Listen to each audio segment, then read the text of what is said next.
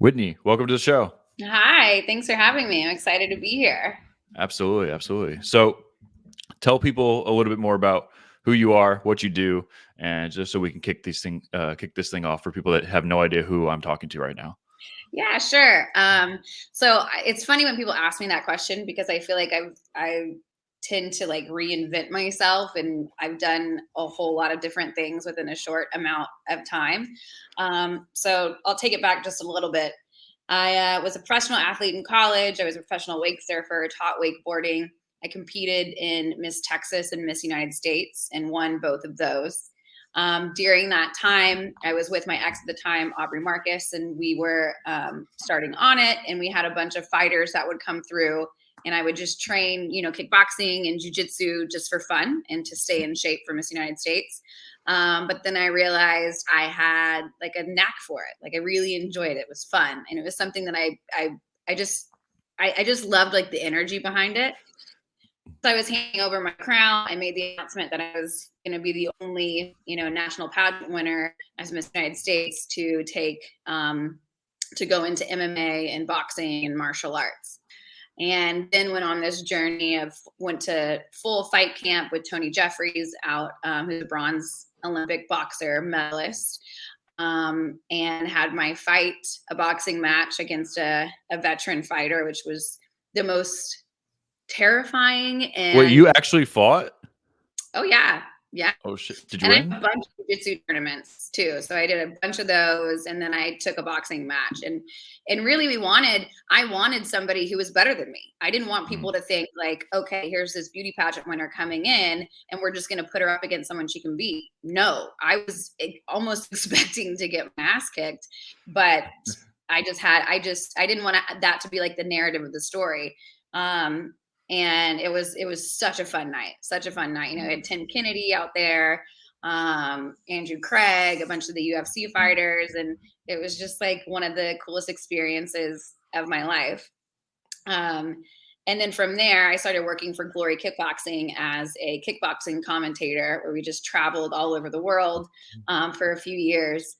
And then simultaneously during that time, I was in a fairly public open relationship with my ex-fiance, and we would talk about kind of the trials and tribulations of that on his show and other people's show. And I was constantly being hit up on Instagram asking for advice on how other people could do this, or how do you not get jealous, or how do you deal with jealousy, or what do you do with insecurities, or how do you have these conversations in the communication and relationships.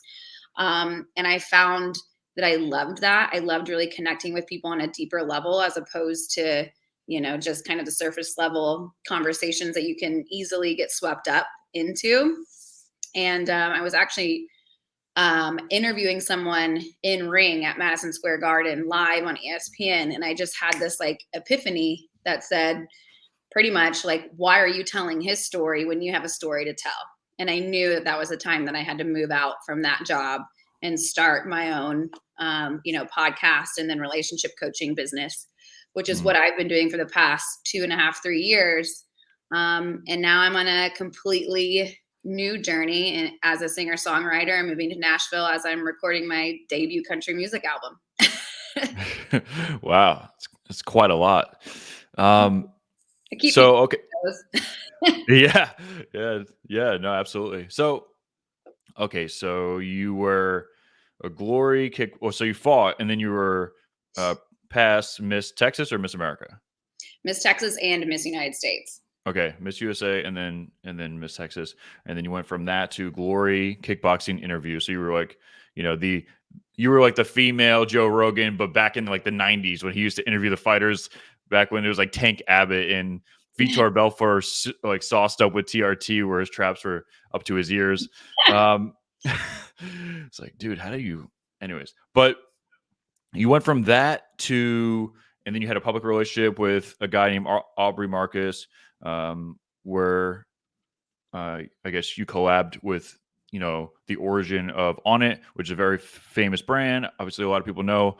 If you don't know Aubrey Marcus, then you might know Joe Rogan. Joe Rogan was an investor / I guess business owner in there.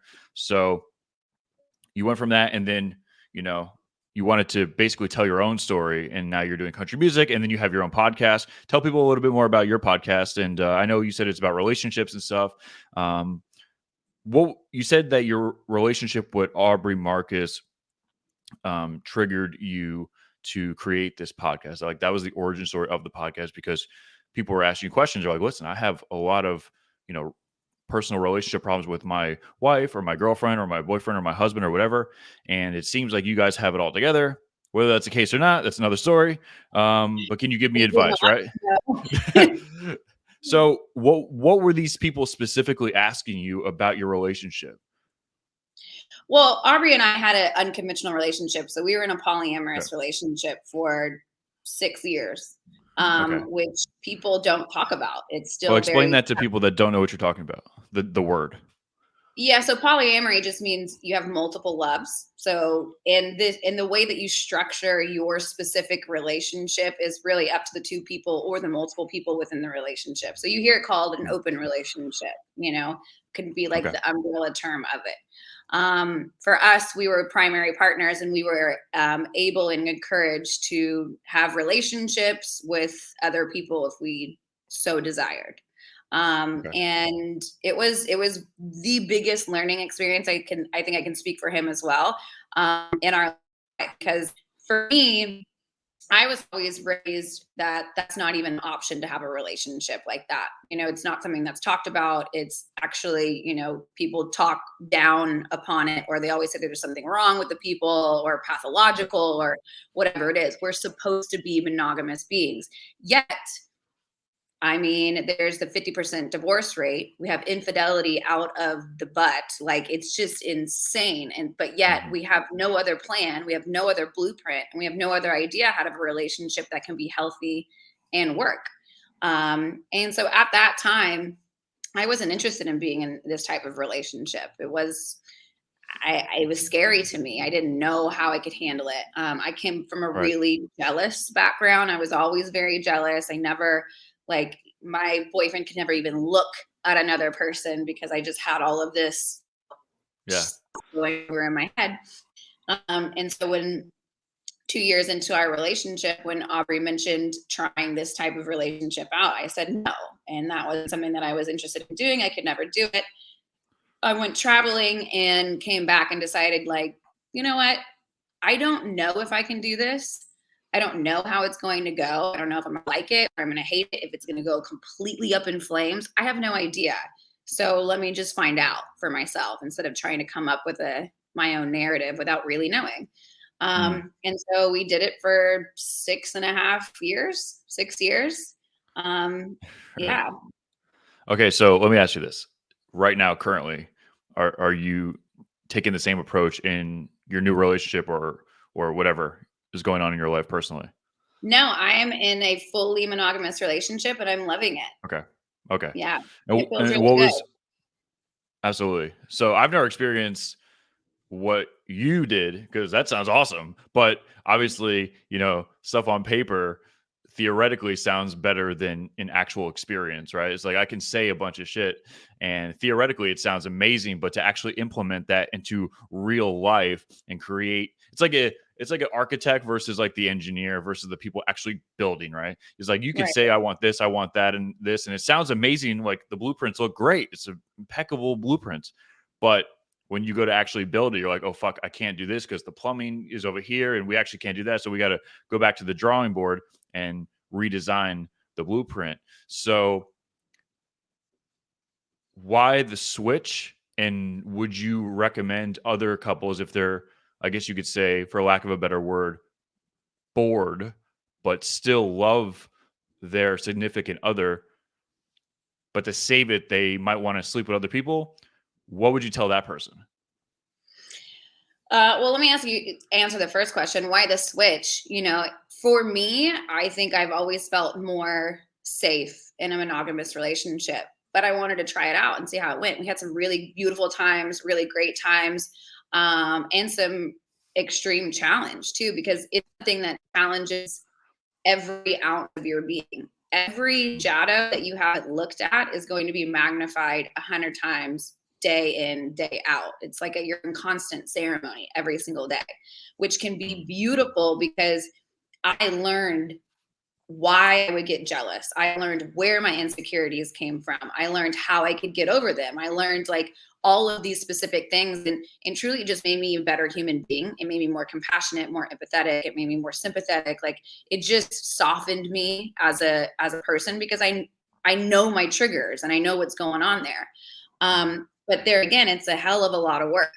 And so after Aubrey and I split, both of us are in monogamous relationships right now. And we've had a conversation about it, and he asked me how it's going. And for me at this point, it's easy. Like it's so easy for me. It's like a walk in the park. I'm like, this is awesome.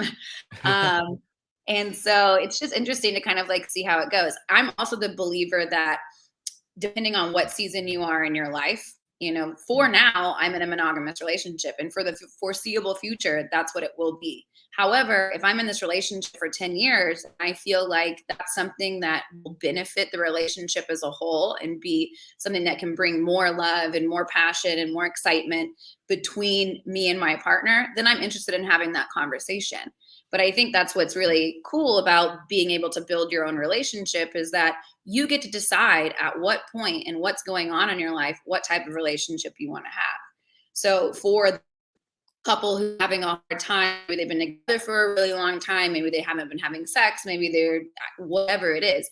Do I recommend an open relationship? No, I don't recommend an open relationship for anyone, but I am a supporter of them if that feels good for you. If they're like, you know what, I think this is something that I want to try. Great, go for it. 100%. I'm in support of whatever relationship makes you feel the most fulfilled. That makes a lot of sense. And I don't want to talk really about your past relationships too much, but I feel like this is kind of needed for people to have the clarity if this is something that they would like to indulge in. Did your past relationship not work or wasn't successful because of that specific niche of your relationship, or did it crumble? I don't want to say crumble, but was it not fully successful based off of something completely irrelevant to being with other people? Yeah, so I would even take that a little bit differently. To me, it was a very successful relationship, like 100%. Okay. Like through and throughout. I think in our society today, we say that time equals success. And so Right. my 8-year relationship with Aubrey wasn't a success, but truth of the matter is it absolutely was. And I don't look back on it thinking like, oh man, I wasted my time, or I had this was a failure to me, and he doesn't either. It's just, we learned so much in that time period that I will forever be grateful for that. Do I think that regardless of what relationship me and Aubrey were in, monogamous, polyamorous, open, whatever terms you want to use, would it have lasted? No, I think we had an expiration date. And I think probably being in an unconventional relationship kept us together longer than if we were in a strictly monogamous relationship. So yeah, it's I think just me and Aubrey as two individuals, it was our time. We spent 8 years together, and those 8 years was really all our souls needed at that time. And he's happier where he's at, and I'm happier where I'm at. And so to me, it's like, great, this is awesome. That's awesome. And then you guys are still currently friends, correct? Mm-hmm. Okay, yeah, that's good. Yeah. So gun to the head, someone comes to you and says, "Should I do this or not?" What are you saying? Yes or no? Black or white? You? I'm not gonna.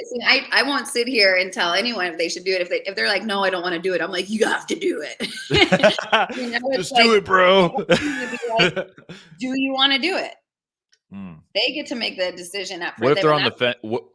What if they're on the fence? What if they've had jealous patterns in the past and they're open to it, but they know themselves well enough that they might get jealous, maybe during the acts, or knowing that like maybe your significant other is at another guy's house or a girl's house, they're hooking up, Yeah.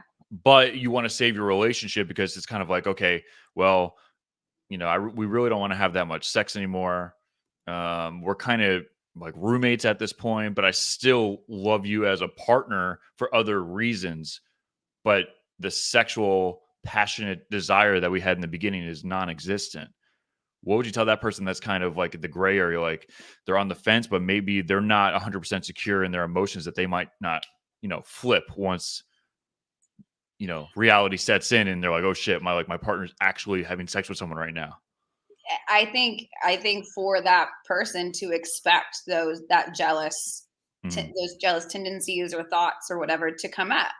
because I mean that's how I was, and that's how Yeah. Aubrey, and Aubrey and I have done hundreds of episodes on this and diving into it. And he's mentioned how he didn't know one night if he was going to throw up or poop in his pants. He was like bawling, crying on the floor because I was with Mm. somebody else. There's been times where I've done the same thing. And so Right. you just have to expect for that jealousy to come up and say like, okay, what can I learn from this? Mm. And so for that couple, it's a viable option. It is. But through my coaching business, through this, I always told them, you can start small. You don't have to go 0 to 60 to where you're, hiring a dominatrix in a dungeon or something. Wait, But like, what? I was about to order one right now. Is there an app, or can I order that I on mean, like GoPuff? there might be. I'm just kidding. Um, I will get stabbed by my girl. but the other Yep. thing is like you can take it small. Like you can watch your partner flirt at a bar with somebody. You can, go Ooh, on like man. little dates here and there that's only for lunch or it's only for dinner. There's no sexual Mm. intercourse. There's no making out. There's no this. You really get to choose your own adventure. But I think first and foremost for anyone who's like, that sounds kind of interesting to me. I don't know how I would handle that, is to have just a complete intellectual conversation about it with pressure, you and your partner going off and doing anything at all. So read Interesting. read Untrue by Second Ron, read The New Monogamy, read More Than Two, listen to podcasts like this or podcasts that I've done, True Sex and Wild Love, my own show, Mhm. and just have a solely intellectual conversation with your partner. How do you think this would Yeah. be? What do you think you would Yeah. feel? How would you feel about this? What if I did this? And there's no pressure that you're going out to do anything at all. It's just like, let's chat about it. Interesting. Yeah, it's kind of like microdosing like LSD. You don't want to go full balls to the walls and start the paint and the paint in the pictures start melting and like statues start talking to you, but you want to kind of get that experience of, okay, I want to know how it feels, but I'm not going, you know, balls deep, for lack of a better word, right? Yeah, Um, exactly. yeah. But we all know people love going balls deep on multiple things. So for the extreme personalities like myself, uh, you know, definitely consider what you're doing. For every action, there's a consequence. It might be a good consequence, it might be a horrific consequence, but just keep in mind that everything you do has an action or side Yeah. effect, attached or fused in the result, to say. Um, so you said something interesting that I want to kind of like rip open. Is you said that you, before you were in this relationship where you had multiple partners, you were borderline insecure and you were not about it.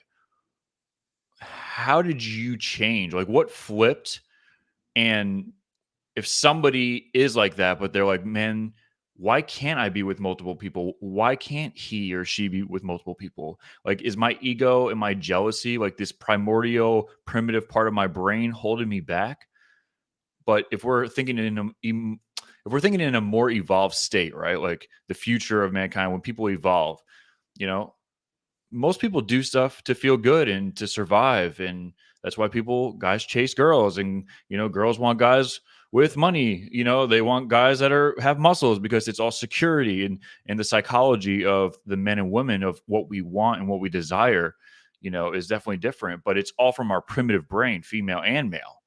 So if you can use your prefrontal cortex and make more logical decisions, not emotional decisions, you kind of see a world like in 100, 200 years where, yeah, you can kind of do whatever you want. there's not really that jealousy, or jealousy is hindered to some point. And maybe we'll have technology. Maybe Elon will, in Neuralink, will take the jealousy part of your brain, or maybe like you don't want jealousy completely evaporated, because jealousy does have some good points. It definitely triggers motivation, but maybe like 10% jealousy, or possibly you can turn it on and off, where you're like, okay, today I want to have 10% jealous, and you go onto the Neuralink app, you click it, and now the jealousy is going to promote you to be, a better entrepreneur, or a better singer, or a better lover, or whatever, right? But then when you know that your partner is with somebody else, okay, boom, you hit the app, jealousy's off, zero feeling. It's like being muted, like a cortisol blocker or a beta blocker, to say you will, right? These are just the Yeah. weird things I think about when I'm in the sauna. So full circle here. What would you say to someone that knows their primordial brain is telling them to be jealous, but they feel that they're more evolved intellectually, that they know that this could work if I take out my emotions? How did you change that? And what would you recommend, like the blueprint of somebody going through that process? Yeah.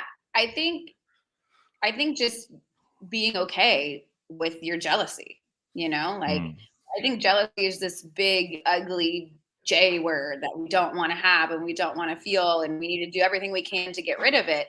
When I right. think it's totally normal and completely natural, particularly when it comes to romantic relationships. And so when you made the point of like, I wish I could just, maybe we could just turn our jealousy off when my partner is with Yeah. somebody else. If I were able to do that during the 6 years that we had this type of relationship, or my whole life for that matter, Right. I feel like it would have really taught me of the lessons that I gained from that experience, because the Mm, jealousy was something that taught me so much, because I would sit there and be like, okay, why am I feeling jealous right now? What is it? I've right. agreed to this logically. Logically, I understand this. Logically, I agreed to this. And now here I am spinning my wheels, freaking out, taking me into this deep, dark place. Why? And where is Mm, this coming from? So I think if jealousy does arise in any of our relationships or any point, throughout our lives, it's like, okay, why am I feeling this way? And for me, what I like to do is tap into my physical body. So it's like, okay, sometimes it feels like your throat is, dry, and you can't really fully speak. You're there. Maybe it's a chest, or maybe it's your gut, and you feel like you've been punched in the gut. For me, like being able to tap into that, I feel like your physical body gives you messages way before your brain, because we're just wired that way. And I tap into it. Oh, I'm having this weird sensation in my throat. Maybe it's because I'm not saying what I've been really wanting to say. And so I'm like mm, creating this other narrative, and it's taking me down that way. Or maybe if it's in my gut, I don't trust the situation. I don't trust my environment. But hold on, am I safe? Yes, I am right. safe. Okay, so where is this really coming from? What's underneath that? I think so often we point at like, my partner is doing this, so that's why I feel jealous. And it's like, if we took that and pointed it to ourselves and really understood where our triggers were, because what Hmm. makes me feel jealous may be completely different than what makes you feel jealous. And so Right. I want to understand what inside of me, or what beliefs, or self-limiting beliefs or attachments that I've gained from society and my family, that's making me believe that this is a situation that's unsafe for me. Right. Interesting concept. Okay. Yeah, I definitely think there's some caveats that people can extract and implement into their own life with that. Yeah, I it's think not too, common. it's like it's okay to be jealous. Like, Mm, I just want people to feel okay, because jealous can be healthy. Now, if you're being jealous and how you respond to that jealousy is hmm. the main thing. But if you can respond to jealousy in a very healthy way by questioning why you feel that way, it can really set you free. Because if I can tell you, if I've gone to how I was the person going through phones, hacking into emails, like Oh don't look at shit! that other Fucking people, to Harriet, we got Nancy Drew over here. yeah, but then to be in a Yeah. relationship where I was accepting of the fact of my fiance being with other women, it's crazy. So it's Right. it's like I know that there's a shift that can happen if that's something that people are interested in doing. Yeah, no, that's so interesting to think about. Yeah, I think there's some golden nuggets there that people can implement in their own life for sure. Um, what else about your podcast do you talk about? Like, what's a typical episode? I know it's sex and love and etc. But what's something else that someone that's listening to this might want to tune in and be like, wow, that Whitney Miller chick is like, really cool. She's really intellectual. She says a lot of knowledgeable stuff. I'm more interested in learning about Whitney and her podcast. Why would someone tune into your show specifically? So my show is called True Sex and Wild Love, and I host it with Dr. Wednesday Martin. Okay. She's a social scientist who wrote the book Untrue. It's all on female sexuality and female infidelity. And so we cover a plethora of topics, but mainly focused on love, sex, and relationships. And nothing's off the table. Nothing's too taboo. Nothing can't be talked about. It's like you want to come here and sit down and have a conversation, really. And so we brought on different scientists within the field. We have different doctors. We brought on porn stars. We brought on escorts. We've brought on, authors and everyone in between that has a unique and special take in that field. And it, actually at this point, we're transitioning out of that podcast because I'm moving into a different, season of my life. And I feel like I'm being called to something else. But we've been doing that for the past, 2.5 years, and it was awesome, and it was super successful and a very, very fun time. And I learned so much just from being able to sit down as you do by hosting your show, being able to sit down with people uninterrupted, not on their phones for an hour. Right. Yeah, I wish I could do this podcast in person, but there's not too many people that live in Tampa, and we're not big enough where I could fly people out like Rogan. So it's like hit or miss. I did actually talk to Dom D'Agostino. He's been on Rogan like 3 times, Tim Ferriss twice, and he actually lives like right outside. He's a professor at USF. He's the ketogenic guy.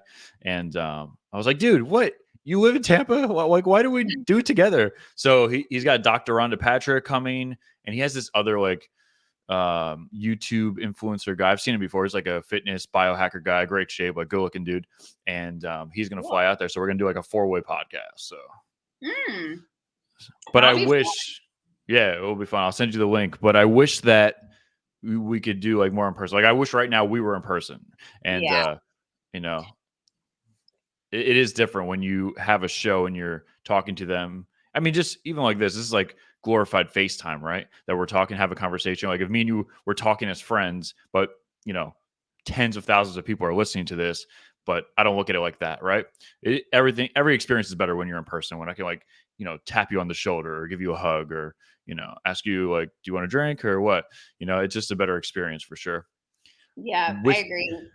Yeah. With your show and your experience, right? I know you're transitioning out, but I do want to capture some golden nuggets for the audience is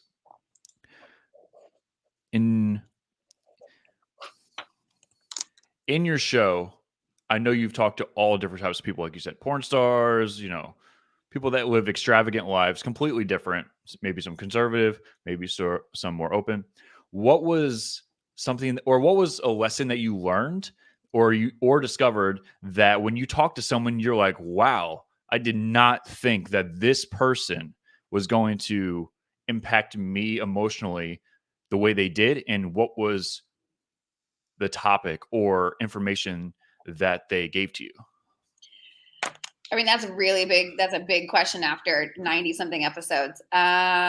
What's the first thing that came to your mind? Something when I said that to you, Whitney? Yeah, I wrote something down. Something came to your mind. Yeah, there was one, I can't remember her name at the moment, but she talks about being excommunicated by the Mormon church.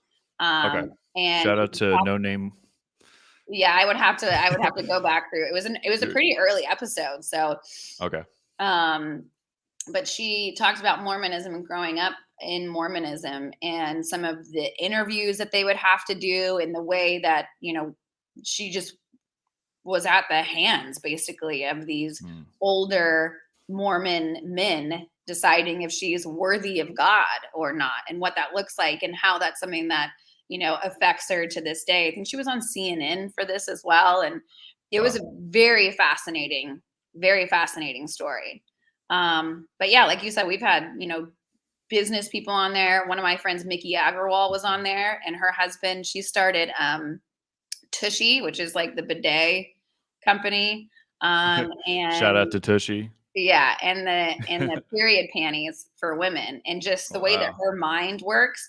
So she, creates these companies around things that are fairly taboo, poop and periods, and so just the way that her mind works, and it was fascinating, and it was really cool. That was a fun episode, and the way that her and her husband have their relationship together, and some of the relationship agreements that they put in place. So I would Wow, say that's those are probably the top ones that come to mind, but we've had some really fascinating conversations on there. That's incredible. Yeah, I had Whitney Johns. I don't know if you know her. She's like a fitness influencer chick. She's dating Chris Camozzi, a UFC or Mhm. former UFC fighter. He fights in the PFL. I actually did a podcast with him, and it literally just came out an hour ago.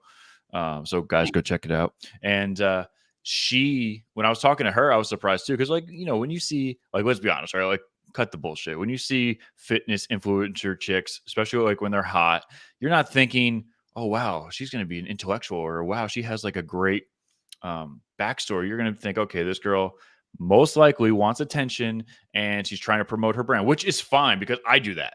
But We all do to a certain extent. for sure, I do it all the time. That's the whole point of growth. Like, branding is growth. Like, Nike spends millions of dollars a year to promote their brand, so there's nothing wrong with that.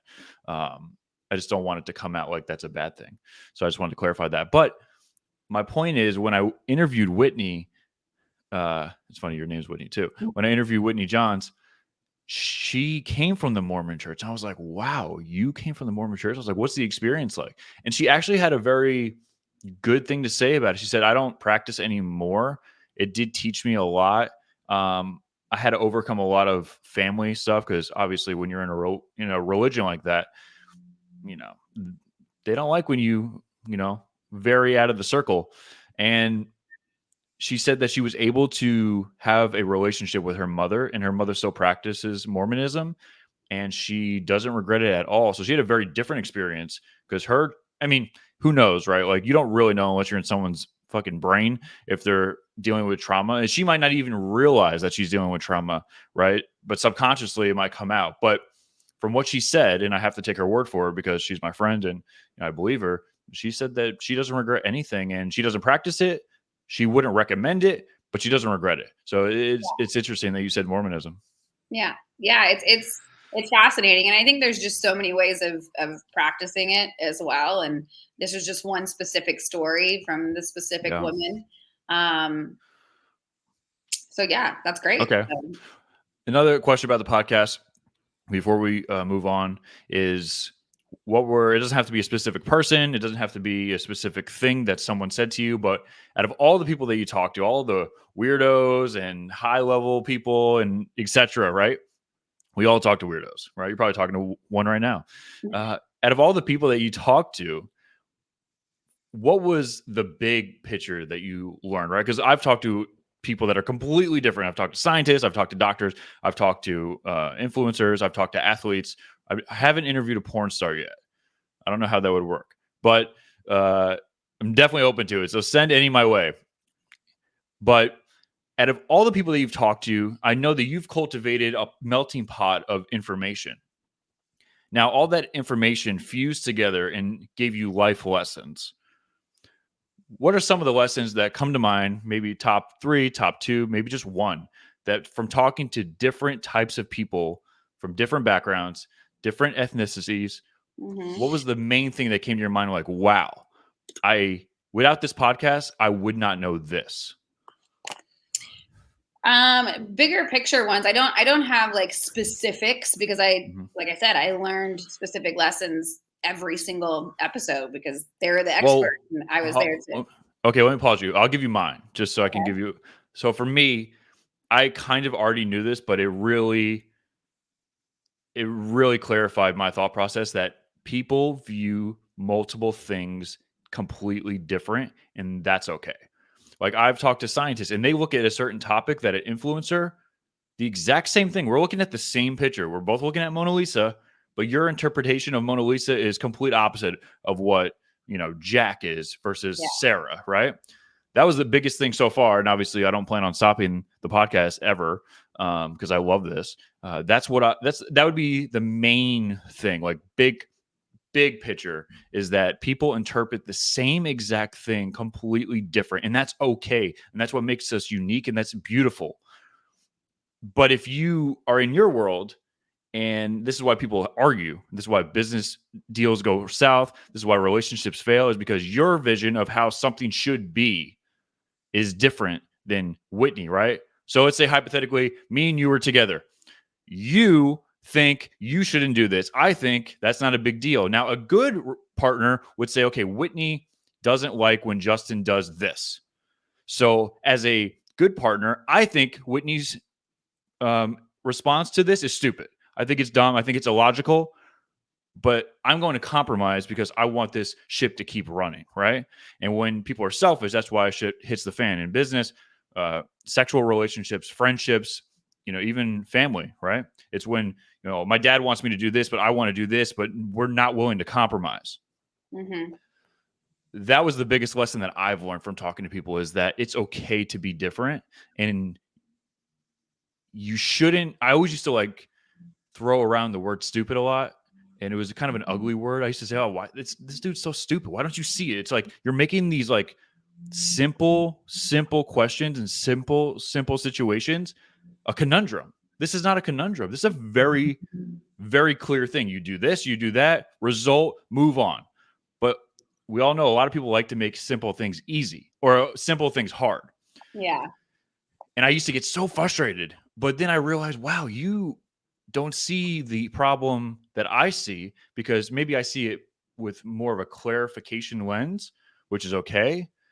But it's okay to take time with someone, because there's going to be something that I don't see right away. And you're like, bro, like, it's simple. You just do this, you do that, and then boom, and you move on. And I'm like, well, yes, but, and now I have all these little micro details that intertwine into the scenario. So that's, for me, what I've learned. Mm-hmm. So, yeah. And to kind of like piggyback off of that, I think there's, particularly when we talk about love, sex, and relationships, is that kind of mention what I mentioned earlier, is it's a choose your own adventure. You get to decide what you want to do with your life. You get to decide what kind of relationship you get to have. You get to decide what you do today or how you respond to certain situations. And that there's just no one right way to do anything. We're all humans, and we're all, like you said, different and unique. And our specific take on whatever situation or conversation can be unique medicine to whoever resonates with it. And if someone doesn't resonate with it, cool, great. I mean, welcome to planet Earth. That's why we get to live here, and we're in this playground of things that we don't know about, that we agree with, that we don't agree with. And that's what makes the world go round. That's what makes it so exciting. If we all believed in the same thing, like, how fun would that be? You can't really have any in-depth conversations. And kind of like with particularly love, sex, and relationships, where we're talking about taboo topics, I just wish people were just more accepting. And it's like, cool, you believe that? Awesome. That's what you get to experience in your life. I may never want to do that, but that's my own experience. And most of the time, we're probably more similar than we are different, if we just allowed for that, as you said, lens to be there, as opposed to, oh, they're different from me, I don't like that. Yeah. Yeah, I think it's quite fascinating when, we're all different. We're all a melting pot of different nationalities fused. This person had sex with this person, and your great grandparents had sex with this person. Like, I took a 23andMe test. I'm Jewish, I'm Italian, but I also have a decent amount of African, because my Italian side is actually from Sicily, and a lot of Africans migrated to Sicily, and they made it, and then boom, right? It's a very small. I'm like 7% like West African. West African, but I'm mostly Jewish and Irish and Italian, and a little bit of British, but it's just interesting because all those things play a role in your genetics, plays a role in how you view certain things. They did a study on rats that if you shocked a rat, you shocked the mom.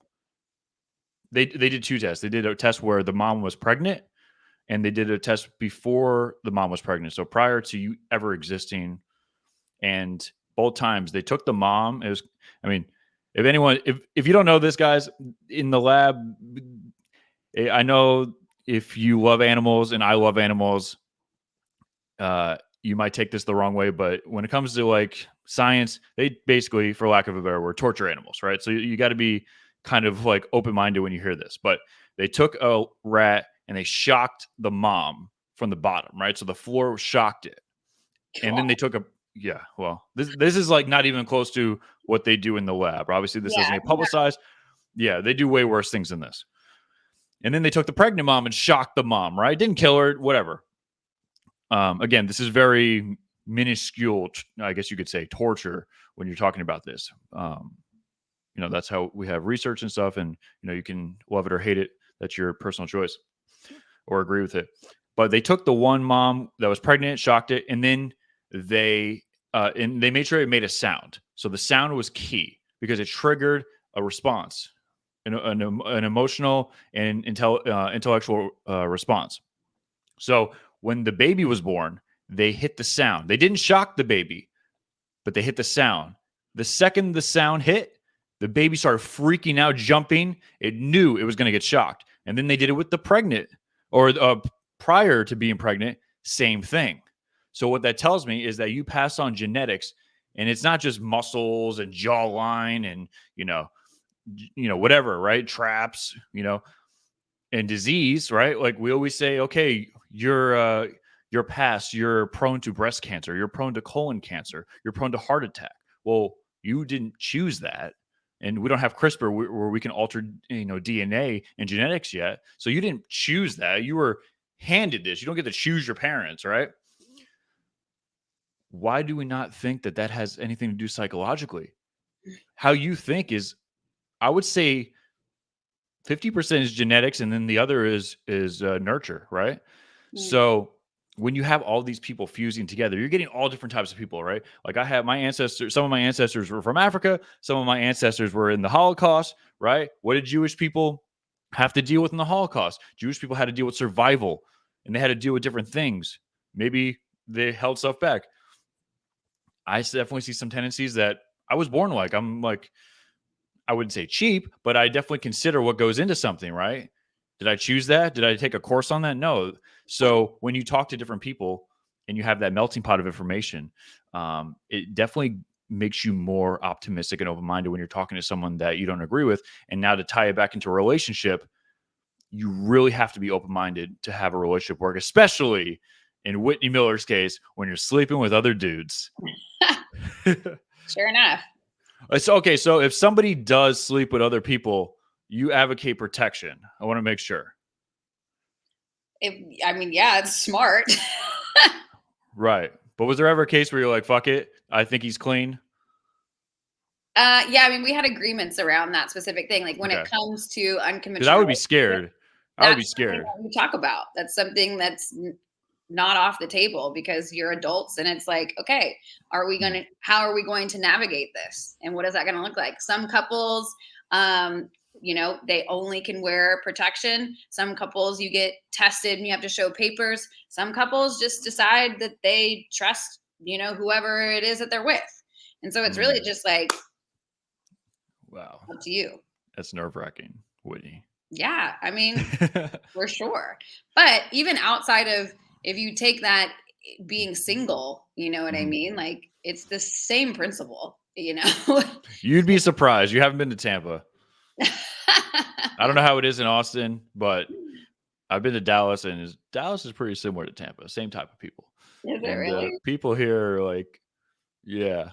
The people here, they're for the now, not the future. That's for sure. Not all of them, right? But the people that are going out, yeah, it's like, it's pretty bad. It's pretty bad. Yeah, it's a risk.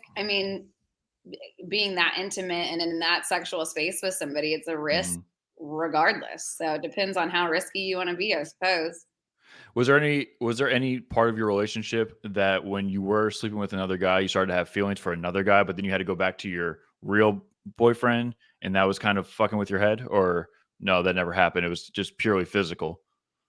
No, we definitely had emotional relationships with other people. Yeah. Oh, okay. So at certain times, both of us did. Okay. I think it's really that's the interesting thing when it comes to open relationships. A lot of people are like, you know what? I think I would be okay if it was just a sexual thing. But humans are emotional beings. And when do you draw the line on when those emotions can arise, and what do you do when and if that arises? And so, usually when I'm working with clients, it's like, okay, but also expect for emotions to arise at some point. And when that does, what's the conversation going to be around that?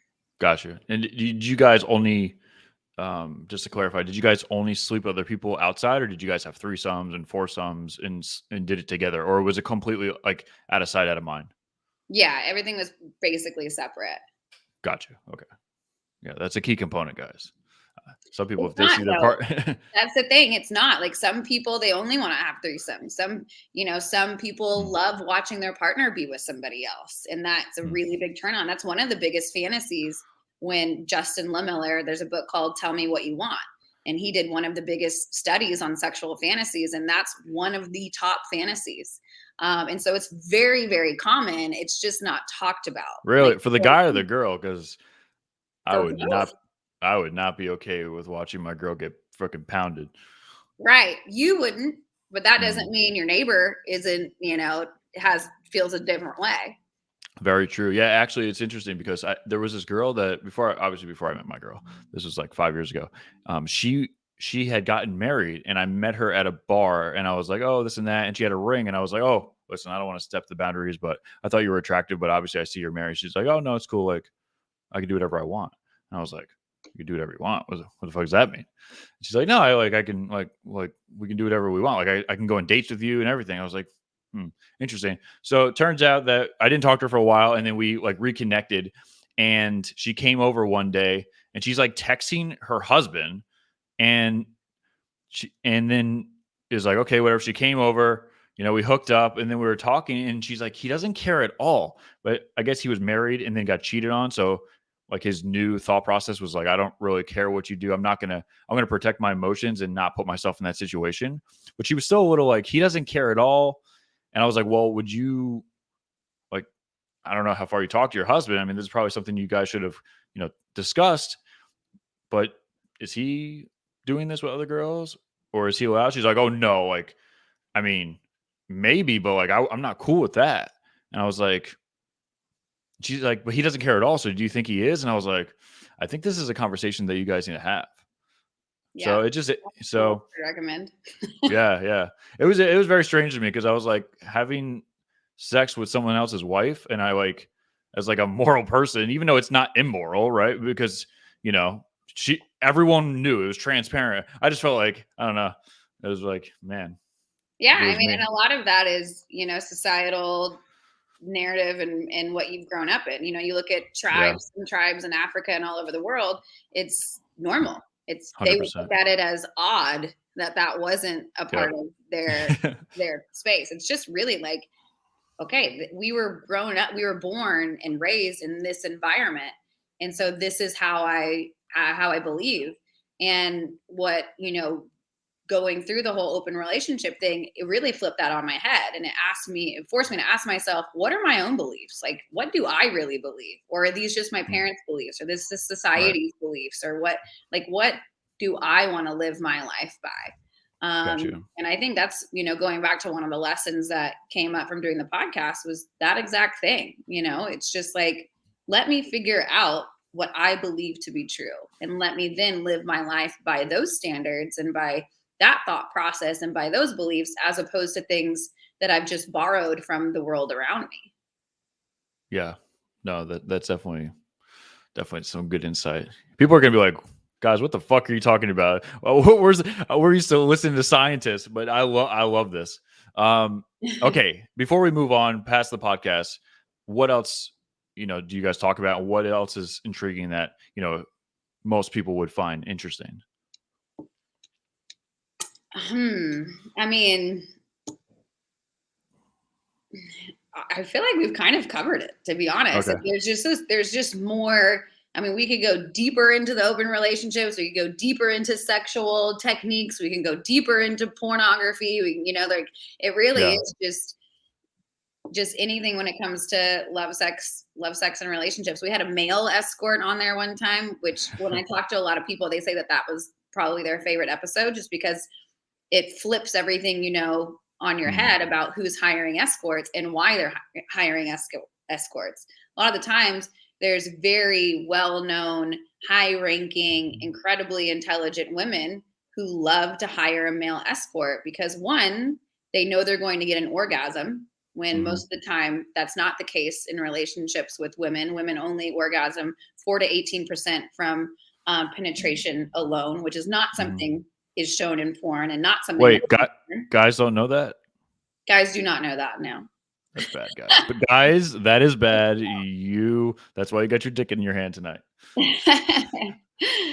And so, yeah, it was really interesting to have that conversation. So to see why women could get exactly what they wanted from this particular man. Okay, that's interesting. That opens a bunch of doors. So let's go into technique for guys, right? Because I think most guys watch this show or listen to this show. We definitely have a strong female crowd, but it's a lot of dudes, a lot of lonely guys. You know who I'm talking about. Guys on the treadmill right now listening to this. You said sexual techniques. All right, for a guy that maybe is, doesn't have the best experience, or, doesn't know that he needs to get the girl off. What are some of the sexual techniques that you would recommend to any guy just to implement and take care of your girl or take care of the next girl? I would recommend 100%. I'm about to give you this piece of advice, and if you don't take it, your sex life will suffer. Let's hear it. Let's hear it. His name is Kenneth Play. Look up Kenneth Play. He's on Pornhub. He's on everything. But basically, he is basically biohacking for sex. And so he has all kinds of videos on how-tos to where he's actually doing it on, I believe that's his fiance now, but he's doing it on a partner, either on Pornhub or on his website. And he's showing you exactly what you do, from kissing to penetration to toys to oral sex to anything and everything. And he lays it out for you. I've had him teach in my love, sex, relationship mentorship twice. And it's the most amazing thing that you could possibly do. This is for women too. I think this is one of the best things that you can do for your sex life in any sort of relationship. Gotcha. What's his name again? Kenneth Play. Kenneth Play. All right, guys. So he was a GQ called him the world's greatest sex hacker, and he was a personal trainer in his past life. And so he took that mindset of training yourself on how to basically be better at sex, to master sex. Right. Interesting. Okay. All right. So recommend go down the rabbit hole and watch Kenneth Play on Pornhub, Google him, etc. Right? Yeah. Anything else, or he'll teach you everything you need to know? I mean, he will teach you absolutely everything. I would just be regurgitating what he says. So it's definitely worth it. Okay. Understood. All right, cool. All right. So there you go, guys. If your girl's not happy, or the girl doesn't call you back, and you're like, she was so into me, and then we had sex and I don't know what happened. She doesn't respond. She leaves me on red. It's probably because you just ain't doing it right, guys. So get in there. You study for your boards. You study to pass the bar. Why are you not studying to pleasure your girl or other girls and have the reputation of not being bad at sex? Because I don't know if you guys know this. I have a lot of girlfriends, and obviously my girl has a lot of girlfriends, and as you can see, I'm very straight to the point, kind of like you, very open. And girls, the first thing a girl talks about when she sleeps with a new guy, she's not going to tell you, but the first thing she says is, well, was he good? And that, and does he have a big dick? Right. But it's like, was he good? And I'm telling you guys, you are getting laughed at with a circle of 7 chicks if you are bad. You're and you're not going to get a text back. They're not going to tell you they're talking about you. They're not going to tell you you're bad. Everyone's going to know you're bad, but you're not going to know. And then you're going to keep going on this hamster wheel of death of pleasuring chicks in the wrong way or not pleasuring them at all. And then you're like, fuck, why am I 32 and I still am single and girls don't text me back? Am I ugly? Do I not make enough money? And most of the time it's because you're just not that good. Aw. Feel bad for all the men out there. But the other thing is like, listen, our society doesn't talk about sex. Yeah. Sometimes women don't even know what they want because they haven't had they feel guilty for exploring that. Yeah, but And it's true, right, Whitney? Like, it's true. If you're having sex with, okay, from the horse's mouth, if you had sex with a guy and he sucked and he was cute and you made a lot of money and whatever, but he sucked, you're not going to text him back and you're going to tell all your girlfriends you guys are going to talk about it over drinks, right or wrong? it depends if I want to go back out with him or not. No, well, do you want to go back out with a guy that sucks? I'm the type of person that's like, I know what I want and I'm going to say it. I'm not Okay. going to just lay there and be like, okay, Okay. like, Most girls going to be over. Like, no, that's sure. not how I play. If you're going to my bedroom, we're going to have fun. Okay. Okay. You are a rare commodity. And I wish more girls were like you, but let's face the facts, right? Unfortunately, guys and girls, more, if we're talking about the masses, Yeah. they tend to lean more of not as transparent as me and you, right? I'm very transparent. You are too. So if someone's doing it wrong in the process, you might turn around and be like, bro, you serious? Most girls aren't going to do that. Most girls are going to just wait till it's over and never text you back again. I know. So, it's such a bummer. right. But my point is, just so they know that I'm not lying, do girls or maybe your girlfriends have told you about how bad other guys were and they're like, oh, I'm never texting fucking Tom back. But they're not going to, like, that's what girls do, right? Just for all the lonely guys out there, I want them to know this. We have very in-depth conversations. We'll know all about it. For sure. What's the number one thing that girls complain about when sleeping with guys when they're in their group circle over drinks? Just so guys can be more aware of what to look out for. I would say one of them is not going slow enough. Yeah, the jackhammer. Chill, guys. Like taking everything a little bit slower, like the kissing a little bit slower, the touching a little bit slower, like for sure some foreplay in there. You need that. And then also but this isn't necessarily the guy's fault. The truth of the matter is we are born and we think that women get off most of the time by penetration alone. And that is just completely false. That is not true. Like most women, the majority, like I said, only 4 to 18% of women will orgasm from penetration alone. 4 to 18%. That's it. So all of the other women, they usually need clitoral stimulation. So know what you're doing with that. Focus on that. Enjoy that whole area. Like, I think that's probably the best thing that you could possibly do when being with somebody else. Don't so much focus on penetration. Focus on everything else. Yep. And don't jackhammer, guys. Girls hate that shit.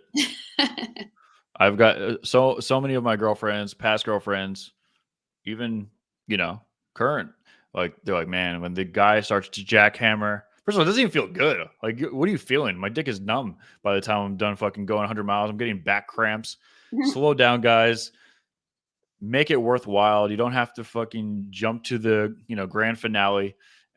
Take your time for sure. And also, yeah, exactly.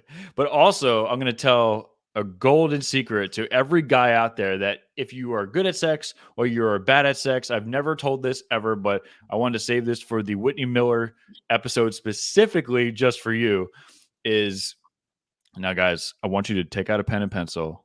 I'll give you some time. Take out a pen and pencil, write this down. Because if you are single or if you have a girlfriend, you are going to change her life. And it's simple and you really don't have to do anything. You just have to buy this one little product. And it is called a drum roll, please. Whitney, give me a drum roll. Can you hear it? Yeah, I can hear it. We can hear it. Get a cock ring. Those things work.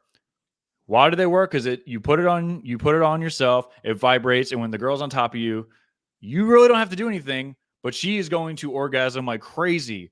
And like, just like in a business meeting, first impression's key, right? So this is the first time you're with a girl, you want to make sure that you do her right, because she's always going to think that you are the man. And they say first impressions are key. If you make a good first impression, you need 3 traumatic experiences post first impression for the person not to like you anymore, right? So you need 3 bad things not to like you.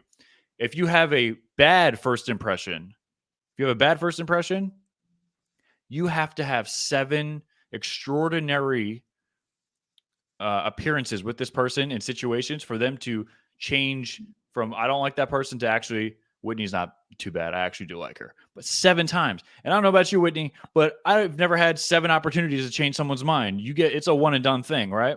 No. So all my single guys out there, this is not medical advice, but the ultimate first date stack is Viagra and the cock ring, because you will you will be hard as a brick. Now, keep in mind that you're going to be hard no matter what. So, and ask your doctor if Viagra is right for you. But assuming that your doctor does say that, that is the ultimate stack. And yeah, so again, not medical advice, but that would be the go-to stack. And even if you're not doing any, gas station dick pills, definitely look into a cock ring, because it's going to do most of the work. And if a new girl comes to your house and you pull out a cock ring, she might think, man, this guy's a complete whore, but she's going to love it.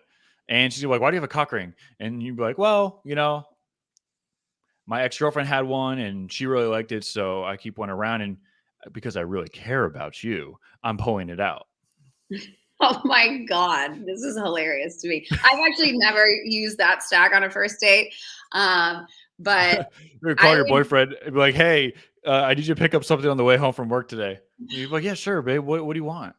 Yeah, but see, the great thing about hosting a sex podcast is I just have a constant influx of sex toys that just randomly for sponsors. Yeah, that's awesome. But from hosting the podcast, I do know that some women don't like vibration. Some people only like vibration. Some people like glass dildos. Some people hate glass dildos. It's like, you just don't know, Yeah. And so if you're into the cock ring thing, they can be super fun. I agree. But see if she's down with vibration, because it might be too much for her and it might be really uncomfortable. Yeah, that's a good point. There's definitely different levels. You can do low mode, medium mode, extreme mode. But if the girl does like vibration, cock ring all the way. Yeah. Your girl will love you forever. If she doesn't like vibration, well, maybe that's something you need to ask her. Like, hey, like, how do you orgasm? And then she'll be like, well, most girls are going to say from vibration. So it's like, boom, you're in. But yeah, there will be some outliers that be like, oh, no, penetration, and it's too sensitive. There's definitely a case scenario for that specifically. But all right, cool. So we talked about a lot of good things about the podcast. Now, before we go into your music, I want to talk to you about when you were working at Glory, right? Mm-hmm. So most people, when they see you on Glory, or if they saw you at Glory talking, they probably just think, surface level, wow, pretty girl interviewing fighters, great. Like, someone needs to do it. And, why not have someone like yourself do it? But I have a feeling, now correct me if I'm wrong, that you learned or had some insight with that job that you were possibly unaware before you took that job, and leaving it, you do have some array of knowledge that you put together. What were some of the things that doing that job specifically you took away that you implement in your life today? I mean, that was a scary job to take. I've done some radio and television work, but that was on a bigger stage, and they kind of just threw me to the deep end and I had to figure it out. And that was it. And I think that's kind of what life is about, regardless, is putting yourself in sometimes uncomfortable situations to see if you fly or sink, you know what I mean? Yep. So now I'm taking that same thing into music, because there was time that I was terrified and I didn't know what the hell I was going to say when I stepped into that ring for the interview. But it was something that I just showed up and I got better every single day, and I didn't berate myself if I made a mistake. I tried to learn from it as much as I possibly could. And that's definitely something that still plays into my life today. You didn't have set questions. It was just off the rip. Like, you saw the guy and you're like, and you just asked him a question. They didn't give you like, oh, say this or ask this. Hardly ever, because, I was the in-ring and backstage. So they would say, hey, so-and-so is fighting in 1 minute. We want to go see what he thinks about what his opponent just told him. So go and interview him. And then, I'm sitting ringside taking notes. Right. And I'm fairly well versed in fighting. And so luckily I have the fighting experience to know what's dangerous and what's not dangerous and what hurts and what doesn't hurt and what the corners are saying to each other and how that's playing out. So I'm just sitting there taking notes throughout, the rounds, and then I'm in the ring and interviewing them. And if there's something that happens during the interview or the producers are like, hey, we really want to ask this, then they'll be in my ear and I'll have the chance to ask it. But it was all on the fly pretty much. That's awesome. Well, how long did you do that job for?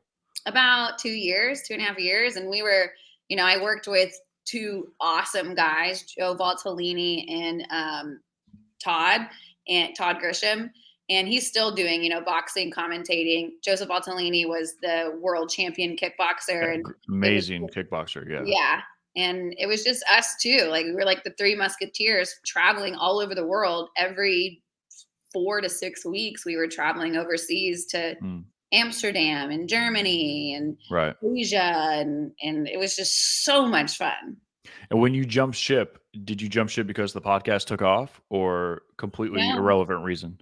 I knew it was time to do something else. I was being called to do more coaching and open up my coaching business, particularly when it comes to relationship coaching and things. And so I kind of took a leap of faith. I didn't know how that was going to play out, but I just knew my heart wasn't in glory. And I think fortune favors the bold. And so I knew what I had to do, and I released that and put all my focus into my online business. And that's what I've been doing for the past 2.5 years, plus the podcast on top of that. Yeah, that's awesome. Yeah. If someone's starting an online business today, right? They have 0 clients, they don't know how to run ads, whatever. Someone's starting a podcast today, they have a decent following, like not crazy, not hundreds of thousands of followers, but some people know who they are. I'm sure you had some growing pains. I'm sure that you have some, like, hey, listen, don't do this. We fucked that up, and definitely do this. This absolutely works. If you were to talk to someone right now and they're like, Whitney, I want to kind of start an online, business like you, maybe not the same field, but similar, or maybe completely irrelevant, but it is based online, what would be your go-to advice to tell that person like right now? Make sure you want to do it. Make sure you're passionate about it, because it's hard. Everyone's like, ooh, I want to work from home and have freedom to do this and whatever. But it makes sure you want to show up, because like this podcast that you're doing now, you said you love to do it and you want to keep doing it. Great. But it's still work. I'm sure there's, at least for me, when I was doing my podcast, there were days that I didn't want to record. There were days that I didn't want to sit down and edit my own things. There were days that I didn't care about posting on social media. There were days when I was having a really hard time personally that I had to put a smile on my face and pretend like this is where I wanted to be. I'm human, and all of us are human. And so it's like, okay, if you want to start your own business, make sure you really want to. And if it's a podcast or something like that, consistency, I think, is really key when it comes to building an audience so they know what to expect from you. If you talk about online business, like coaching, what are you coaching? And what have you done to really understand and embody the lessons that you are teaching these people? Because, to a certain extent, they're using your advice to dictate how they go through life. And so I feel like it's really important to be as clean as you possibly can, but also as embodied in the things that you're talking about that you possibly can, which is one of the reasons why, to be totally transparent, I'm moving out of the relationship space. I'm moving out of the love, sex, and relationship space. I used to work with clients every single day for hours and hours and host mentorships. And I am hosting a retreat in May in Costa Rica, which I'm really excited about. But other than that, I'm moving out of the space because I love it and I enjoy it, but I'm not fully passionate about it anymore. And I like to follow my passion. I like to follow something that really ignites the things that's inside of me and excites me. And I'm just not really feeling that when it comes to really coaching and building my online business like I need to be, or at least I feel like I need to be.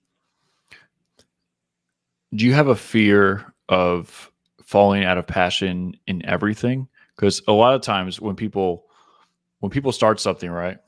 Just hear me out. When people start something, they're all it's like a new relationship. It's gun ho. Oh my god, this is amazing. She's so hot and it's fresh. We're having sex 4 times a day.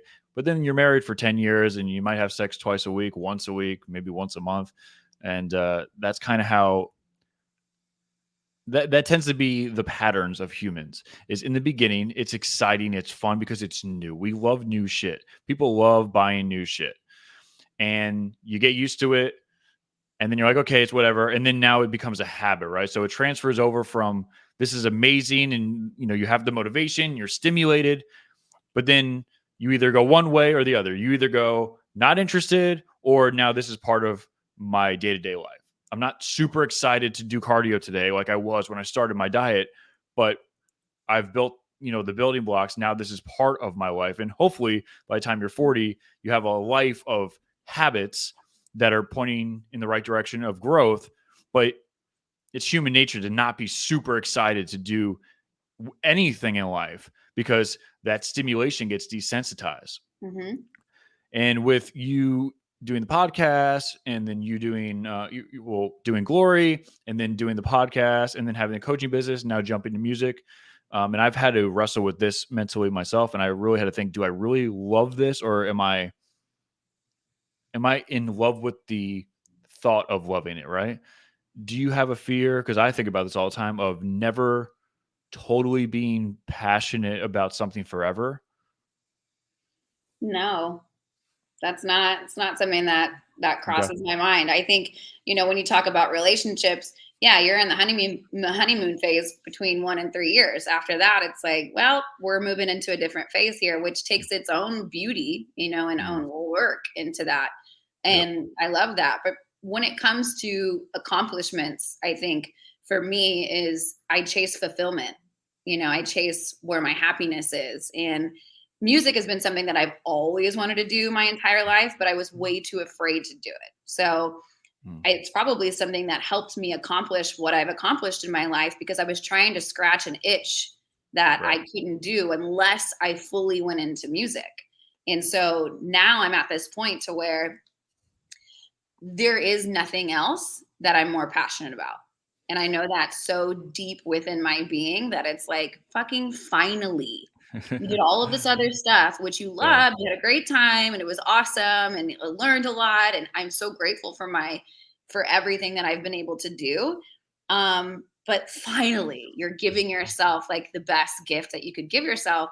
And I feel like being in the place that I'm in now and moving into music, if I would have started this when I was 22 or 20 and I hadn't experienced fighting and podcast and just really getting to know myself as the individual that I am, I wouldn't be making the music that I'm making. I wouldn't be as vulnerable. I would probably show up to a record label and tell them, make me who you want me to be, not who I am, and so I think all of this was perfectly orchestrated to be a part of this next adventure. Will I do music forever? I don't know. We'll find out. Yeah. What is it about music? Like when you think of music and you get the feeling of like, you just get excited, the dopamine drops and you feel it. What is it specifically about music that turns you on? I've always known through doing, a lot of plant medicine ceremonies and things like that, I'm on this planet to inspire. And I didn't quite know how I was going to do that, but I was Miss United States and I did fighting and inspiring story because it's different, and then I went into coaching and I'm reinventing myself and doing all of these things. For me, music is my way of inspiring the world around me through the most vulnerable of ways. So my music, I go into songwriting, I take my journal of my most intimate thoughts and I sit there and I read it. And so the music that you get is the most real that I feel like I could ever present to anyone, Right. Yeah. Cause I mean, some people love the art of like writing songs. Some people love being in the studio. Some people like the systematic processing of it. They like editing. Some people like to be, producer. Some people just love singing, and, some people like creating, something out of thin air, like a song, right? Like I have a couple songs on Spotify and straight from the dome. Like it, I mixed a bunch of beats together and then like the words, the cadence just flowed with the beat, and then the words just came out, and that was it. So some people have they love different parts of it. So I was curious to see what exactly, like which specific part of the process actually gets, Whitney Miller going. Because I have experience recording songs and everything. So no, that's cool. Yeah. I mean, and the truth of the matter is I love it all. I love when I can sit here on my couch and just mess around on my guitar. I love sitting in songwriting. I've always been like a performer. Like that's just who I am as a person. So I love that aspect. I love singing. I love sitting there. And what most people hate is comping your songs, and just listening to the same thing over and over again, trying to figure out what's better and how can you convey this message in a better way, and how can I put my voice in this way so it makes you feel something. And it's like just this whole organism that you get to bring to life. And like you said, when we talk about perceptions, like you listening to a song of mine, you're going to put it into your own thought process, into your own experiences, into your own relationships. And it may be a completely different meaning than how I actually wrote the song, which I think is really cool too. So first, you have songs written already that aren't out, but you have songs written? Oh yeah, we have about 15 originals. Yeah. Okay. Okay. But they're not out yet.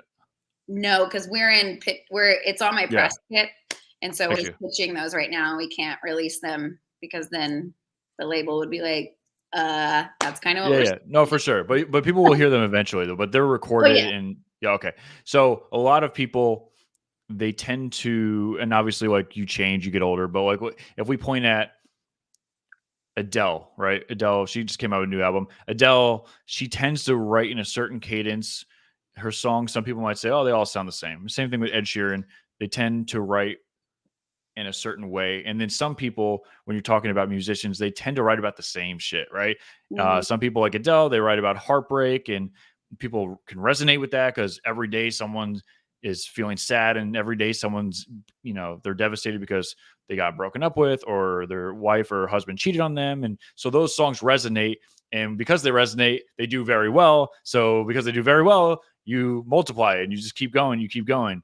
Do you have a certain, and you don't have to talk about what the songs are about because they're not out yet, but do you have a certain pattern where as you're writing multiple songs, you're like, wow, these like are all framed around the same topic, or are all your songs completely different? They're pretty completely different. I think it just depends on what energy I'm tapping into. And I usually don't go into a songwriting session with an idea of what I'm going to write. I like to sit down and just kind of read my journal and see what resonates the most. Really, what's in alignment for me today? I've gone in and had this idea, like I definitely want to write like an anthem song, but I had just had a really rough night the night before, and I wasn't in that space to be able to write a genuine, let's fucking go anthem song. So I wrote a completely crushing, heartbreaking song that day, and so I do have the heartbreak. I love writing about like empowerment and like in taking the idea of that and how you can, basically push through your fears and accomplish your dreams into country music. But I also have ones that are just like over the top, extra, fun. I have some that are talking about booze and drinking and partying and just like everything in between, because I feel like that's who I am as a person. And like, I'm not good at just like, I'm only going to write songs about this. No, I'm not always going to feel that way. I want to just flow with my emotions and put that down on paper and just write good music to see what happens. No, absolutely. So are your songs, is there a lot of digital, or I know you're doing country rock-ish, so there's going to be a lot of acoustic, a lot of original instruments, not electronical sounds and mixing. Is your stuff more, kind of like traditional country where now country is merging, the country pop, the bro country, Florida Georgia Line stuff. There is a lot of digital sounds coming in. Like you could tell that on, they never used to use drum kits before, and they only use acoustic drum sets or, maybe electric drum sets in the studio. But now you're starting to hear like drum pads and like stuff that hip hop people use. Yeah.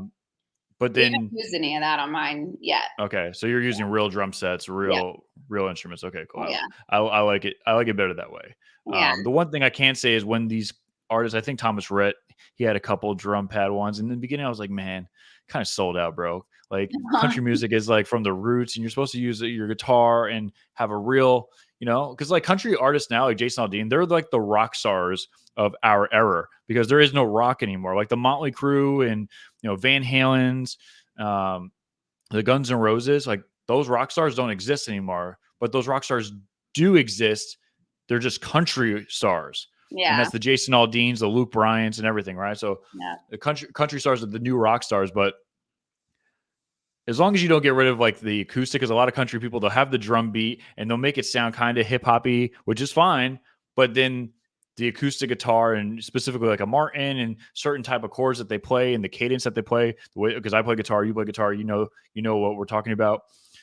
It keeps it a country sound with futuristic beats, which is cool, but I do tend to gravitate more towards the old school country acoustic drum set, like real band style.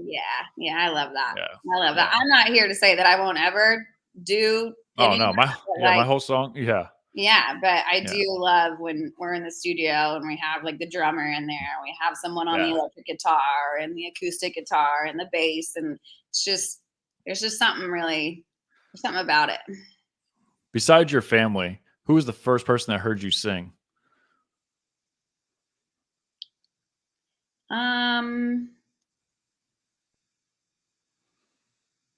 Maybe Aubrey, I would assume. I'm So not really nobody sure. knew you were a singer because that wasn't that long ago. That was like what, 5 years ago? Yeah, I guess something like that. But you've Yeah. been singing your whole life in the shower and by yourself. Oh yeah, yeah. I had it. What happened is when I was about 10 years old, I had a family member told me that I couldn't sing. They were fucked up, like Mm. drinking and that whole thing. Yeah. I couldn't sing when I was 10, but I used to love it, and that really shut me down. So in my mind, if I wasn't perfect at singing, then I wouldn't be loved, and it just like never went away until finally it was just so excruciating for me to keep that inside, than to face the fear and like retrain my nervous system and start, going to vocal lessons. And I guess probably my vocal coaches who heard me sing first, because I would not sing in front of people that Mm. I had a relationship with because I was terrified that they wouldn't love me, because that's what happened when I was younger. And so I started going to vocal lessons and flexing that muscle, Mhm. and just honestly like getting to a point where I can train my nervous system that like, hey, if you sing, it's okay. If you sing, it's Right. okay. And Yeah. now it's it's still something that creeps up for me, like some stage fright, and I still have that Mhm. voice that's there, but that's I expect that to be there. And I feel like for me, if I'm doing something that's important to me, that's going to be there because it has gravity, it has weight to it. Like this really means something, and I'm showing myself that I can do it, and that I'm Yeah. giving that to me, which is probably the best thing that I feel like anyone can do for themselves. And that's why I really want to go through this process, is for me pushing through fear and giving myself the life that I truly want to live, and not playing small and not coming up with excuses and justifications as to why I can't have something or why I can't do something. It's like, fuck that. Like, let's go. You Yeah. want this? Is the type of life you want to live? Well, you got to go do it. So go. Let's go. And that's like the Mm. message that I'm, wanting people to integrate into their life as well, as much as they can, as much as makes sense Yeah. to them. Yeah, it's kind of the byproduct of you doing music, but just in general doing your passion. Yeah. Being fully immersed in your passion. The byproduct or side effect to say is that people can identify that and pick up on that and be like, wow, I can implement. I'm not into music at all. I hate music, or maybe I like listening to Spotify and listening to some music, but I'm not into music. But I can extract your passion and implement that into art, or maybe I'm into pottery or whatever the hell you're into, right? So I think, well, you're not into pottery, but I think that some people can actually, actually implement that into their own lives, even if they're not directly, you know, into the same thing that you are. It's not about what you're doing; it's about how you're doing it, and then the byproduct. Yeah, you choose the career, you choose the relationship, you choose Hmm. the hobby, you choose the life ultimately. Yeah. And if there's something that you want to do, it's not going to go anywhere. The Oh, more that you're 100%. like, Yeah. no, no, no, no, I don't want to look at Yeah. that. I'm not going to do it. I'm going to focus. I'm going to stay at my 9 to 5, and I'm not going to quit my job because that's not going to be there. Mm. And it's like, it's just going to get fucking louder in your ear. And it just yells at you until you either die Yeah. or you try it. No, absolutely. When you sang, what one were you convinced? Were you always convinced that you were good, or one were you convinced like, wow, I'm actually pretty good, and I should start singing in front of people? Because for me, it was a little different. For me, I thought I was good, but I was like, I'm not amazing. I'm not fucking Whitney Houston, but I'm pretty decent, and I can play guitar. And then for me personally, I would bring the guitar out to when I went on dates to get girls, Right. because I started playing guitar because of Drake and Josh, and there was an episode of Drake and Josh when I was a kid, and it was in middle school, and he's like, Drake, how do you get girls? And obviously, like, this actually is true, but like at the time, I'm just like, I'm watching Drake and Josh. He goes, bro, I play guitar. If you play guitar, you get all the girls. And I was like, boom, bingo, I'm playing guitar. So then I also had like an extreme knack for learning. And so it worked well. I was like, okay, I want to play instruments. I play piano, I play guitar, I play a bunch of instruments. But I looked at it from like the learning perspective of growing and being like a high intellectual, but then the byproduct is having skills. So there's a couple of different things. There's a multifaceted experience, right?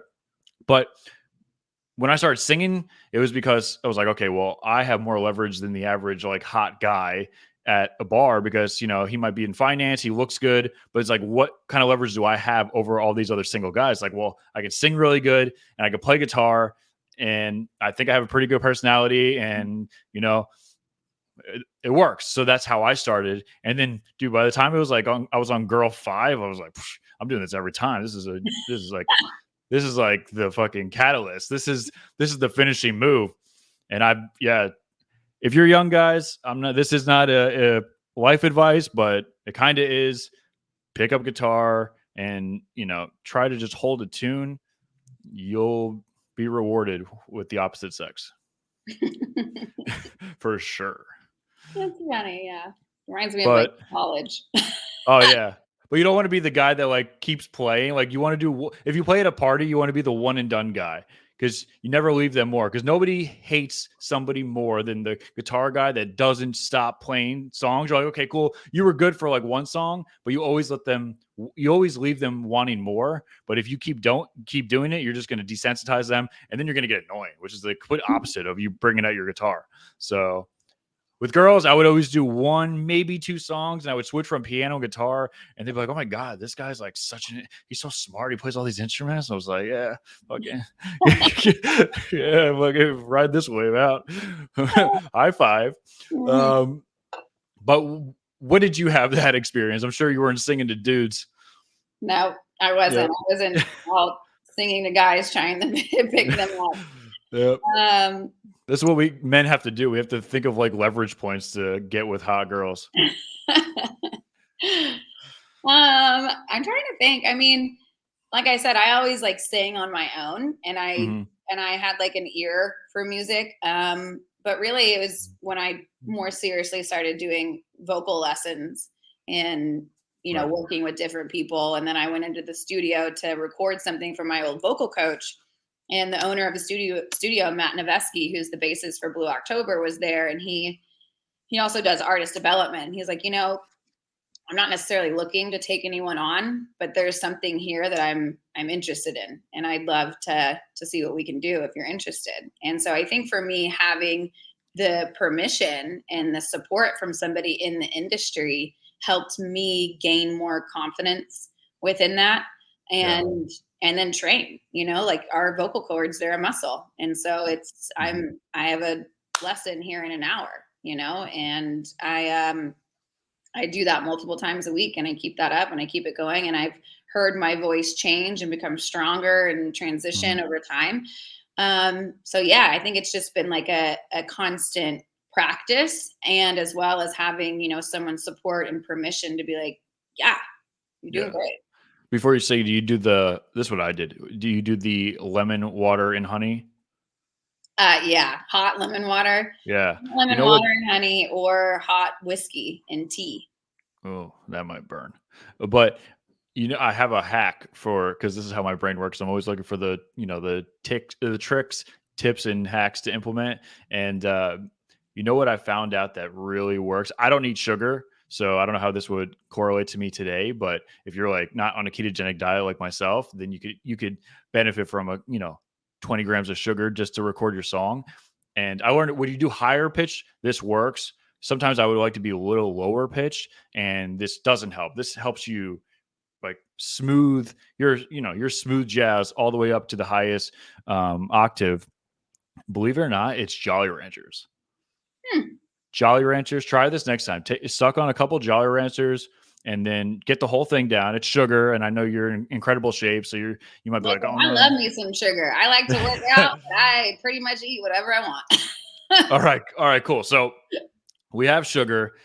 Sugar's okay for Whitney. Jolly Ranchers, supposedly the science is they coat your throat like way better than honey. It will coat your throat, and it's like a thick layer of coat. That's probably why it's not good for you. But when you sing, it's like fucking freeway. Just like a coat of sugar. Yeah, it's like it's a coat around your fucking neck, and you just go to town. And it's like, especially most girls aren't singing deep, right? You're just trying to sing higher. You're trying to hit those higher notes. Jolly Ranchers helps. All right, Jolly Rancher it is. You don't have to. I want you to try. A good time. I want you to try it out, and then message me and be like, "Hey, like this actually did work," or not. Be like, "You're completely fucking wrong. Don't ever text me again." Whatever you want to say, I'm open to all answers. So with the music, I know you're in the beginning stages, right? First of all, you're in Austin, so are you doing like live bands and live tours around 6th Street? I know that Austin's like the live music capital of the world or whatever. Are you doing that every weekend or? That's one of the reasons why I'm moving to Nashville. Is Austin is Okay. I feel like we have lost the live music of capital of the world title for a while now. Like when you go to Nashville, it's just there's music everywhere. Literally their Taco Bells have live music in them. And so here in Austin, I feel like, I've been here since 2011. So I've been here for a hot minute, and it has changed so drastically, not even just over those 10 years, but particularly within the past like 2 or 3. It's more techie. Yeah, it's more tech, and that's great, but it's just, it doesn't have that same character. I think that Austin used to have keep Austin weird. Like that's not necessarily a part of it. There's dirty 6th Street, which is like East 6th Street, where a lot of bands used to play all of the time. You could go down there in the middle of the day and just hear music, kind of like Broadway in Nashville. That's not here anymore. And it's honestly not even that safe to go down there anymore. And so it's like, it's an interesting transitional period. I feel like that Austin it is in. So no, I completely understand what you're saying. Yeah, it's I've never been to Austin, but what I've heard is the tech industry, and then Rogan moving definitely didn't help, and then also Elon moving didn't help the cause of increasing the population there. But yeah, I heard that like 6th Street is kind of like a mini San Francisco, LA-ish, like. Yeah. So I don't know. Well, if Nashville doesn't work out, Whitney, Florida's the way to go. Florida. My boyfriend grew up in Florida. What part? Jacksonville. Oh, so north. Yeah, Jacksonville kind of sucks. Sorry if you guys are in Jacksonville, I'm sorry, but Tampa's where it's at. But now they have a show selling Tampa on Netflix. I'm like, oh my god, this is gonna like force more people to come here. I'm trying to keep this like low key spot. Everyone move to Miami. Go to Miami, West Palm Beach. Go down there. Tampa's like it's like a mix of Miami and amazing weather, but also, at the same time, it's not built for that. And I think Austin's kind of similar. It wasn't built for the amount of people that are there, and now it's starting to get congested. And what happens when shit gets congested? There's going to be a lot more homeless people, and and it's just, people need a place to live. And you start seeing the people that used to live downtown. And Vancouver is kind of like this too. I talked to a guy that he's from Vancouver, and he's like, yeah, man, everyone that used to live downtown, the rich people, like they are migrated out to the suburbs, and that tends to happen. That's typically a trend when a city that's built for a specific population, but increases numbers at a rapid pace, that's typically what happens. It starts to get, it starts to get worse and more violence, and people just leave. And then it has to do like this whole turnover. It's like the nightclubs thing. Like when a nightclub launches, it's amazing, and then it's okay, and then year 3 it's like, oh, it's not the hot spot anymore, and then year 4 and 5 they're like begging people to come in, and then they're out of business, and then they have to rebrand, and then it's a whole cycle. So it's kind of how cities are as well.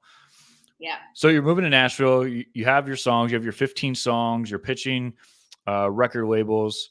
What else are you excited about in 2022, for lack of a better word, 2022? Yeah. Well, hopefully 2022 is better than some of the other years we've been in. That's where my full focus is going in, like I'll be settled in Nashville in January. And it's just about being in that space, being surrounded by people who are doing the same thing, writing as much as I possibly can. Like I said, I'm hosting a retreat in Costa Rica in May. It's a women's retreat. So any of you guys out there have a girl that's interested in something like that, they can still buy tickets. Instagram. Yeah, so we have a few spots open. It'll be about for 30 people. We hosted this last year as well, and it went super well.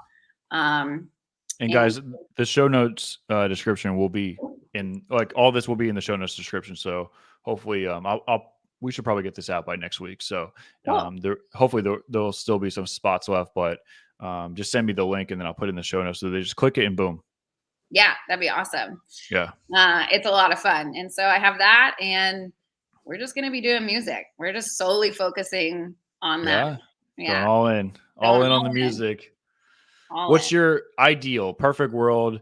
You talk to the gods bless Whitney with the perfect blueprint. How does that look for you? Ooh, well, I'm really, like I said, we're looking for a label, but I specifically would love a label who is along for my mission as well, and just kind of like sees what I want, isn't just taking me and trying to mold me into something that they want me to be. Right. So hopefully we'll do that in a couple of months. I'll release my debut album. That'll, climb the charts. I'll have a number 1 song on that. And then let's go. 2023, we get a CMA. Oh, shit. I'm excited for you. I'm definitely going to stream your stuff and blast it out. I think you have a lot of talent. You're definitely an interesting person. You have a lot of knowledge. You have a lot going for you. And I think sometimes in life, you just need that opportunity. And, some people just suck, like straight up, they suck. And some people actually suck and make it because they know someone. And there's other like politics that goes into the music business. But in general, like, I think I would be very surprised if you didn't make it to at least like a consistent chart writer. Let's do it. Do it. I'll take it. All right. So how do people reach out to you? How do they buy your stuff, give you money, send you, what's your Venmo login? What does that look like for Whitney? Cash App. Just check me out on Instagram and Twitter. It's Whit in Love, WHITNLOVE. And that's mainly where I do all my stuff. I'm on TikTok too, Whit in Love, but I'm not as TikTok first. You're not as active on TikTok. Yeah, exactly. But check me out. And I'm not really doing coaching, but if you have any specific questions, I still like to communicate with people as much as I can and just keep that line of communication going. And then, the retreat will be in May. That'll be posted on my Instagram. And then when my music comes out, just, keep playing it to support me. Just keep playing it. Just on repeat. All right. Yep. That's awesome. Yeah. When your album comes out, we'll do a part 2 and we'll try to push it and get it going and have you as a chart hopper. Yeah. Yes. I love that. Thank you. That was cool. Well, I could talk to you forever. So again, guys, the show notes are going to be in the description below. So anything that Whitney said, anything that you want to jump into or give her money for, then just go down to the show notes below and all the links will be there. Whitney, do you have any questions for me before we end this thing? I don't. It was a lot of fun. Thanks for having me on. Yep, you're awesome. All right, guys. Well, that's it. If you have more questions, email me and I'll send them over to Whitney. And maybe she'll answer, maybe she won't, but that's just how life works. So you heard it here, folks, from Whitney Miller to Justin Caviar. This is the Justin Caviar Show, and we're out. Bye-bye, y'all.